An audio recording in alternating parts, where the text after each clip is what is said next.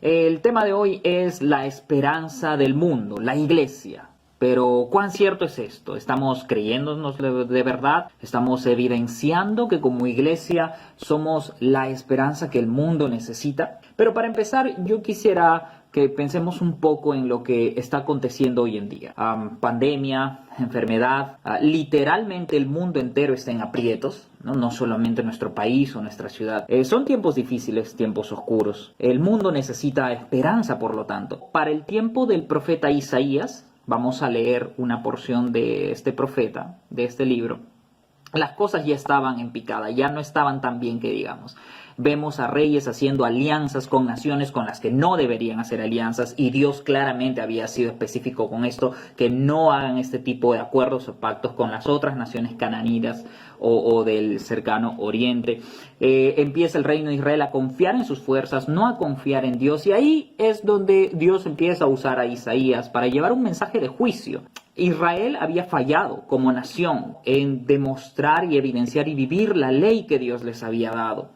Entonces Isaías usa esta propia ley para confrontarlos, para llamarlos al arrepentimiento y para decirles que lo que han hecho tiene consecuencias. En nuestra vida, cada decisión que tomamos tiene consecuencias, y estas van a ser de naturaleza según lo que hayamos decidido, bien o mal. Las bendiciones del pacto o las maldiciones del pacto, de un pacto incondicional, por cierto, porque nuestro Dios es eterno y Él no cambia de parecer. Entonces Él hizo un pacto con su pueblo, con su nación de Israel. Pero el goce, el disfrute o las aflicciones, las consecuencias malas dentro de este pacto estaban condicionadas por la fidelidad o la infidelidad, la obediencia o la desobediencia. Dios jamás olvida su pacto en realidad, ni lo deja sin cumplimiento. Él había dicho en Isaías capítulo 1, versículo 25 al 27, que el juicio para Israel no tenía el propósito de destruirlos, tenía el propósito de purificarlos. Eran tiempos tristes, eran tiempos oscuros, pero al final habría esperanza. Encontramos este modelo o este esquema de mensaje a menudo en la Biblia.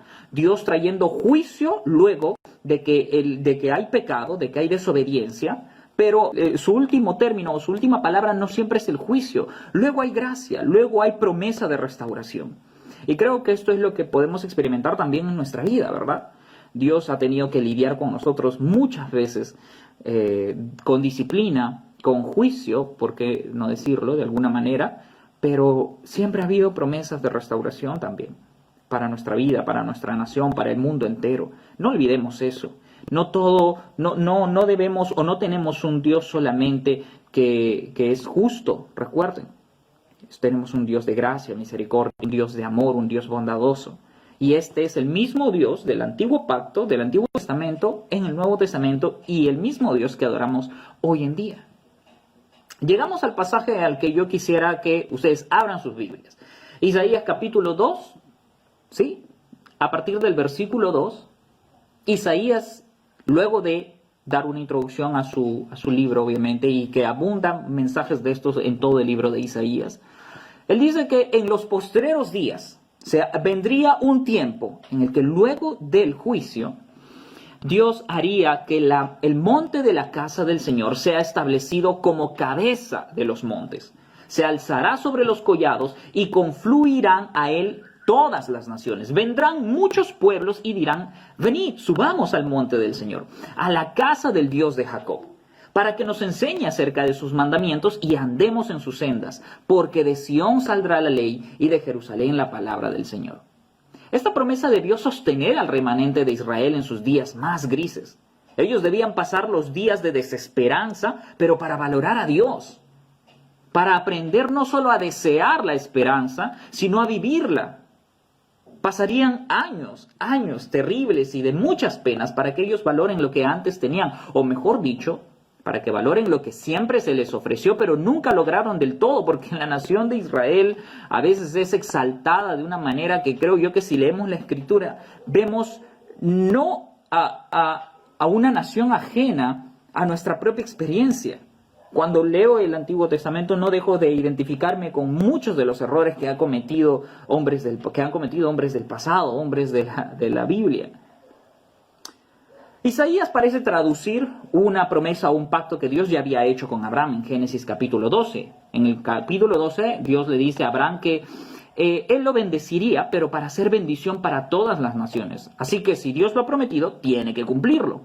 Lamentablemente el pecado de Israel impidió que sean colocados como cabeza y al final terminaron siendo cola, ¿no? Esclavos de Babilonia, de Asiria. Pero lo bueno es que nadie frustra los planes de Dios. Él promete que haría eso, que vendrían días en los que restauraría a Jerusalén, al monte de Sión, al monte de Dios. Entonces, cuando nosotros vemos en el Nuevo Testamento y leemos la interpretación apostólica, ellos entendieron la llegada, la muerte y la resurrección de Jesucristo y la promesa del Espíritu Santo para toda carne, como dijo Joel y lo citó Pedro en su sermón, que los postreros días habían llegado con estos eventos. Vemos esto en el sermón que Pedro se levanta a hacer en capítulo 2 del versículo 16 al 21 del libro de Hechos.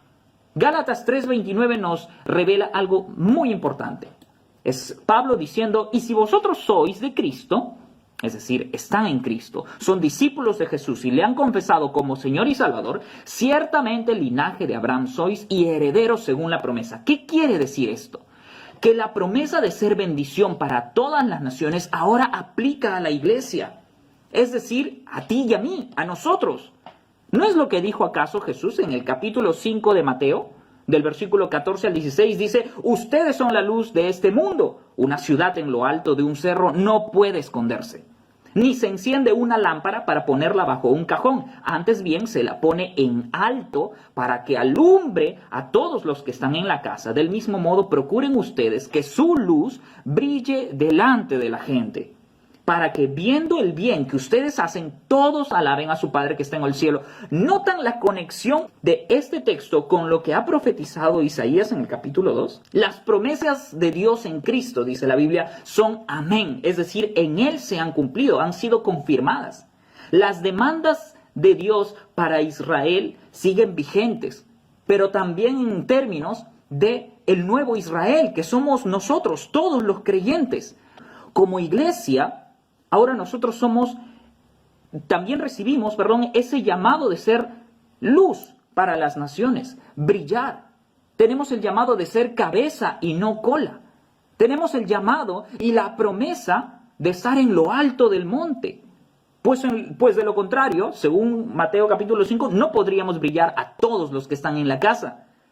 Por lo tanto, la iglesia en Hechos 2, llena del Espíritu Santo y apasionada por Jesucristo, empieza a verse atractiva, empieza a verse interesante, a tal punto que cuando tú lees este capítulo, ves que ellos empezaron a ganarse el favor de la gente, el favor de la comunidad. Los vecinos y los que vivían alrededores empezaron a decir, ¿qué tiene este grupo de gente, de personas? ¿Qué tienen de especial? Mira qué amables son, mira qué contentos están. Y mira, cuidan de sus necesidades todos, unos de otros. Miles se convirtieron por la predicación de Pedro, una predicación centrada en Cristo. Luego se bautizaron y dice la palabra que iban siendo añadidos los que serían salvos por Dios. Dios era quien los añadía. Así que la iglesia velaba por las necesidades de sus miembros. ¡Qué hermoso! ¡Qué hermoso! Esto parece ser un destello de lo que Isaías capítulo 2 ya había prometido. Una profecía que no solamente se está cumpliendo en Hechos 2, ni ahora, sino una profecía que apunta al más allá, a un tiempo donde ya no habría más llanto, ni muerte, ni enfermedad, en el que toda lágrima será secada, en lenguajes de Juan en Apocalipsis. La nueva Jerusalén justa y fiel sería y es la iglesia. Cuando nuestro Señor Jesús retorne por última vez, esto será real del todo.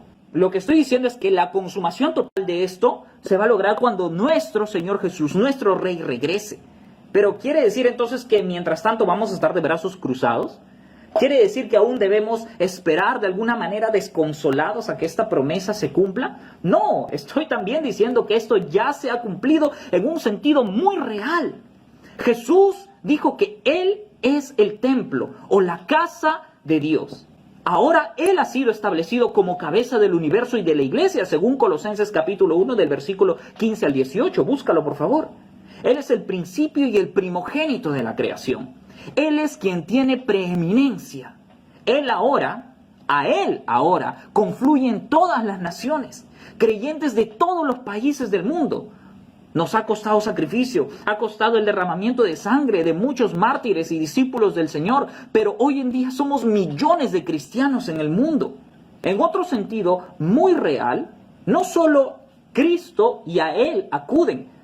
La iglesia, ¿qué es? El cuerpo de Cristo. Por lo tanto, también tenemos este llamado y parte en esta promesa en el que nosotros, como la novia de Jesucristo, lo que es cierto para Él es cierto para nosotros en determinado aspecto. A nosotros como iglesia, ahora que somos la Jerusalén restaurada, personas de todo el mundo deberían estar llegando a escuchar la palabra de Dios, y esto está aconteciendo. Y estas personas, según Isaías 2, llamarán a otras personas. Esta hermosa figura que Dios ha trazado desde el principio, desde hace siglos, la estamos viendo hoy. Pero por eso no debemos estar de brazos cruzados. Hemos recibido el llamado de ser luz para el mundo entero. Este llamado está vigente todavía. Hasta que el Señor vuelva, debemos seguir avanzando, debemos seguir conquistando, debemos hacer crecer el reino de Dios con el mensaje del Evangelio, porque ningún otro mensaje es el poder de Dios, solo el Evangelio de Jesucristo. La iglesia ha estado haciendo esto, pero tenemos que perseverar, tenemos que continuar. Lamentablemente hemos cometido errores también. Hoy en día en nuestro contexto hay mensajes que se están predicando como si fuera el Evangelio, pero ¿por qué no dan resultados? ¿Por qué la gente no está creyendo? ¿Por qué la gente nos toma como payasos? Como gente que está viviendo en una burbuja ideal y una fantasía, porque no estamos creyéndonos estas verdades, no estamos tomando esta promesa, no nos estamos aferrando a ella. ¿Cómo logramos entonces ser esperanza, ser luz para el mundo, poniendo cargas antibíblicas en ellos, en los nuevos creyentes y en los creyentes de tiempo? ¿Ganaremos el mundo poniéndoles saco y corbata? ¿Seremos luz y sal si le hablamos del rapto, del diablo, de dinero, de principios morales que solamente sirven para maquillar el verdadero problema de nuestro corazón? ¿Alumbraremos si es que como iglesia estamos, en lugar de ir a los lugares oscuros, estamos deambulando siempre en nuestra zona de confort? En nuestras cuatro paredes, haciendo eventos solo para los creyentes, para nosotros, etcétera, etcétera, etcétera. ¿Seremos el monte más alto si estamos buscando ser semejantes en realidad a los demás montes? Ya les dije al principio que creo que el mundo está harto de esta falsa esperanza que los evangélicos le hemos estado ofreciendo, pero es tiempo de cambiar. Ahora es tiempo de arrepentirnos y hacer las cosas como la Escritura y como Dios quiere que las hagamos. Dios ha levantado una iglesia hermosa, gloriosa, para ser parte de este proyecto. Y te ha escogido a ti y a mí. ¿Rechazarías la invitación si es que de pronto Mark Zuckerberg o el dueño de Microsoft o el actual CEO de Apple te llama a ser parte de algún proyecto? ¿Rechazarías esa invitación? Entonces, ¿por qué rechazas la invitación de Jesucristo? ¿Por qué la tomas como si fuera no importante? La mayor esperanza que tenemos para el mundo es este mensaje que el Señor nos ha dado, poderoso, que dice que Dios mismo se hizo carne como nosotros. No consideró el ser como Dios, sino que se hizo un siervo, nuestro siervo. Vino para salvar a los perdidos, como tú, como yo. Vino por los enfermos, por los adictos a la pornografía, por los promiscuos, por las prostitutas, por los hipócritas, por aquellos que están criticando a los demás allí detrás de su computadora. Vino por gente imperfecta. Pero el mundo, ¿a qué nos llama? Y como iglesia quizá estamos llamando a la gente a maquillarse nada más. Esta no es la esperanza que el mundo necesita. Y esta no es la esperanza o no es el propósito al cual Dios nos ha llamado como iglesia. Mostrémosle al mundo que Cristo ha venido también por la comunidad LGTBI para salvarlos, para salvarnos, porque muchos de nosotros hemos sido parte y como ellos antes, ¿verdad? Ha venido a transformarnos. Con amor, sí, con amor. No, que si tú predicas a un Dios de amor, ¿por qué me hablas así? No, es que este amor del cual yo te estoy hablando es tan fuerte como la muerte que ni las muchas aguas lo podrán apagar. Un amor tan poderoso que no te deja tal como te encuentra. Un amor que te saca de las tinieblas y te trae a la luz. También estuvimos muertos. Oye, amigo, amiga, yo también estuve. Yo sé que es vivir sin esperanza. Pero ahora no es que yo tenga la esperanza. Sé dónde está la esperanza, en quién está o quién es la esperanza. Jesucristo.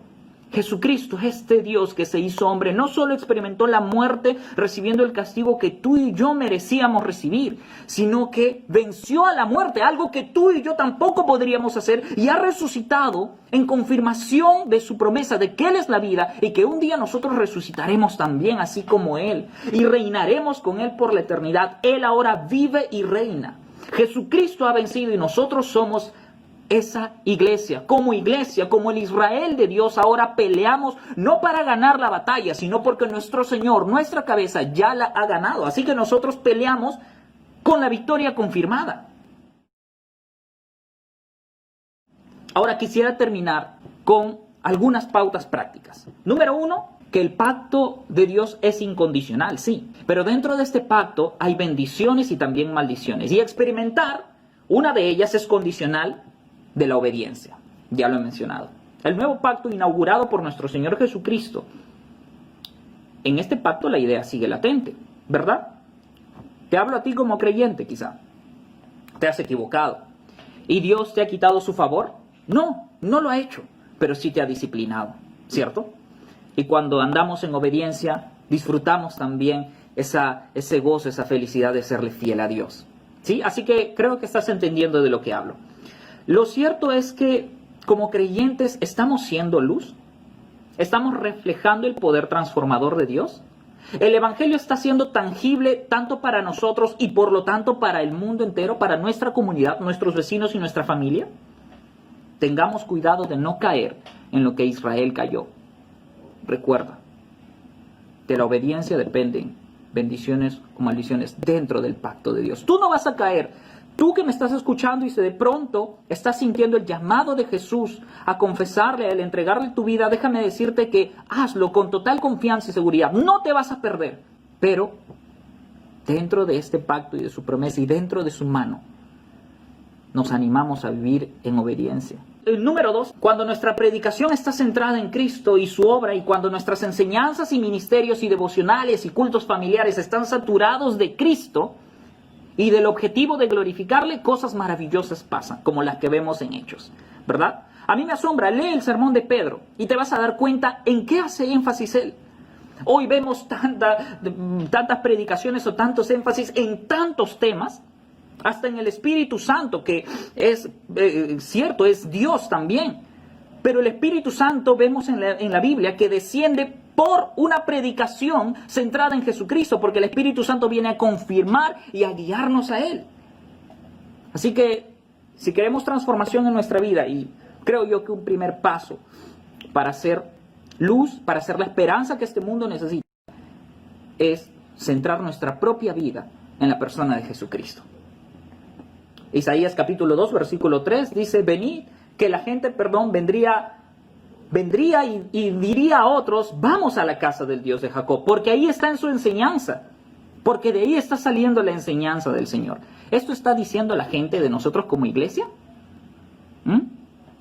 ¿Esto está diciendo la gente de nuestra iglesia, de tu iglesia? Para finalizar, la nueva Jerusalén se está construyendo, esto se ha cumplido por medio de nosotros, la iglesia del Señor.